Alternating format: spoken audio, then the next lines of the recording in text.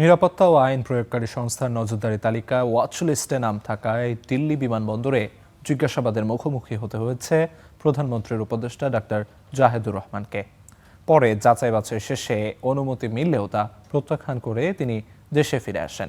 দেশটির গণমাধ্যম নিউজ 18-এর খবরে বলা হয়, ইন্দিরা গান্ধী আন্তর্জাতিক বিমানবন্দরে জাহেদুর রহমানকে বেশ কিছু সময় আটকে রেখে জিজ্ঞাসাবাদ ও যাচাই করে ইমিগ্রেশন কর্তৃপক্ষ।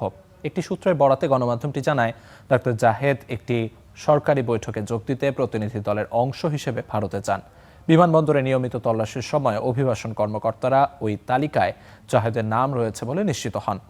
এরপর যাচাইয়ের জন্য তাকে আটক করা হয়। পত্রিকাটি বলছে, সমস্যাটি আপাত দৃষ্টিতে একটি প্রশাসনিক ভুলের কারণে হয়েছে। জাহেদুর রহমানের নাম আগে সামাজিক যোগাযোগ মাধ্যম সংক্রান্ত একটি কালো তালিকা থেকে সরিয়েছিল ভারত সরকার। অভিযোগ রয়েছে, একটি তালিকাকে থেকে সরালেও তার নাম অভিবাসন নজরদারি তালিকায় থেকেই যায়, যার ফলে তিনি বিমানবন্দর থেকে বের হওয়ার সময় সতর্কতা জারি হয়।